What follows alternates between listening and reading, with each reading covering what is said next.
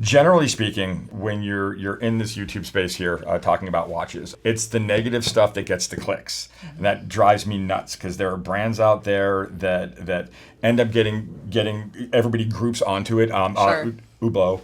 But that being said, we are here today to set the record straight on Panerai. Yes. We are well qualified to do so. We are one of the oldest ADs in the country. Let me put this in perspective for you. Around 1997, Angelo Bonatti purchased Panerai, moved it to Switzerland, controversial. Oliver Smith jeweler became an authorized dealer for Panerai in the year 2000. So 3 years after we could get them collectively, we were in it. Yes. We have owned 2 boutiques. We bleed Panerai around here. So let's set the record straight on Panerai. We're debunking the myths.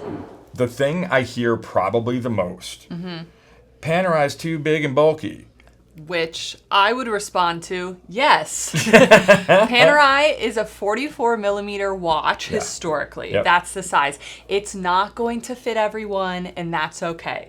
However, in the last 5-6 years, I think we've really seen an effort from the brand to be more inclusive on sizing. Sure. There's great 40 millimeter offerings of both Luminor and Radiomir, and it's no secret, I'm a huge fan of the Duet collection. It's the Luminor 2, 40% thinner than a Luminor, but it has all the same design codes. It is a Luminor. They've just made it thinner for those of you that think Panerai is too thick and bulky. It comes in a 38 millimeter size, which is great for women. A lot of men are buying it too. Also a 42 millimeter. Personally, as a collector, I tend to gravitate towards original design. Give me an AP, I'm looking at the 39 millimeter, et cetera, et cetera, et cetera. Yeah. So I'm a Radiomir guy. And I just want to show you all something. Look at this, under the sleeve. And that's a 45 millimeter, right? A modern one, yeah. But thinner. And wire lugs help it immensely for a guy like me who's in suits and t-shirt and jeans and does a lot. The Radiomir has always been my choice to gravitate towards for that. Speaking of original design, that leads us into our second critique we hear, which is that all Panerais look the same. Now that's a wild statement.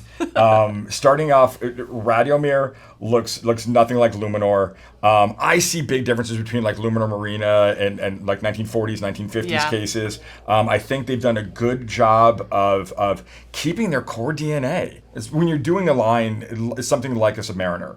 You have a Submariner, you have a Sea Dweller, you have the Sea Dweller 43, you have the Deep Sea. Yep. And like if you show them to a little kid, they're going to think that's the same watch. Exactly. So to keep your original design iconography for decades, where across the room you go, oh, that's a Panerai. I don't think that's a dig. I think what people are looking at is the dial, maybe, the 12, the 3, the 6, the 9. I think this is a lose-lose situation for a brand. If we think about other brands who have stepped outside their original designs, let's talk about AP and the code. Yeah. The initial release of the code, people online, what are you doing? This is so far the brand. It doesn't, right? And it's taken time for people to appreciate the code.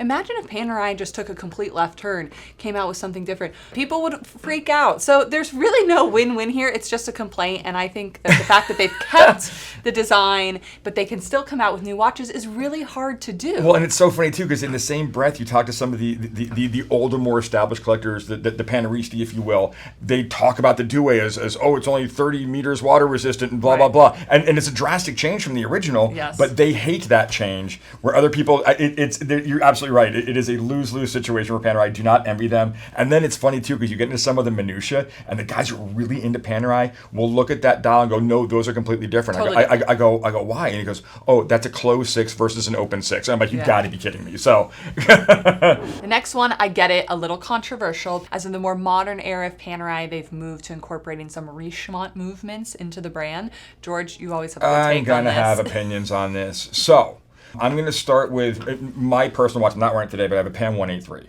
And that watch has the Eta Unitas manual line movement in it. And I love it for that. Hot take, I don't think all watches should have in-house movements. I know that's really hard, especially in America, for us to think about. I think it hurts the industry, and I think it's bad for watches in general. How does it hurt the industry? A couple of reasons. Tool watches should have a very common movement. I want my tool watch to have a movement that every watchmaker on the planet can work on. I want parts availability everywhere. So when you have things like everyone from Breitling to Panerai, you had Bremont for years just on that journey to do an in-house manufacturing movement. What you end up doing is taking half of your watch staff now, because nobody else can work on those movements. Right. So now you have service issues. Something goes back, it has to go back to original manufacturer. Parts aren't available. it just bogs everything down. I think it's True. really bad.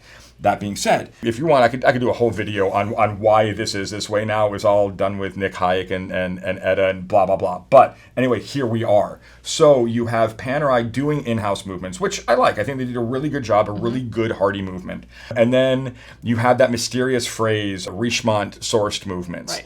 And I have no problem with that either. Richemont is a huge company. They have a lot of manufacturers. And if they don't want to do a Panerai movement, if this one's cheaper and easier, hardier, more Sure. parts, I'm into it. I'm totally good with that. My only issue, tell us who. Just Okay. just tell us which manufacturer it comes from. We're smart. We know it. Tell me so I can tell you. I think that would be great. It's just that little bit of subterfuge does kind of bother me. Yeah, a little bit My of 2 cents. transparency. Another critique, and I think we'll both have opinions on this, is that Panerai makes too many limited editions. Too many special editions. Too many special editions. Which I would say is not true. So what's great about Panerai is from the beginning, they've been very transparent about their production. You can go on the back of the watch and every watch will tell you what year it's produced. There's a letter of the alphabet. And then how many were produced that year, at what number this watch is out of it. So you could have watch 612 out of 1,000, 1,000 are being made. That does not mean it's a special edition. They could make that watch again the next year. They often don't. They would maybe switch something. We'd see a different color of luminescence, a different case material, etc. Now, separately, then there are special editions where they're like, hey, we're only going to make, say, 500 of this, and that's it. It's the only time we're going to do that. And your salesperson should be pretty clear as to what is just more of a limited run, it's telling you, and then what is a special edition. I personally miss a little bit more of the pomp and circumstance of the big box with the scrolls and all that for the special editions, right. the heritage editions. I think those are great. And again, this is where they're going to get killed on both sides. They have a watch out this year that might be their most controversial in some time. They did reference PAM 5218. They remade my all-time favorite Panerai.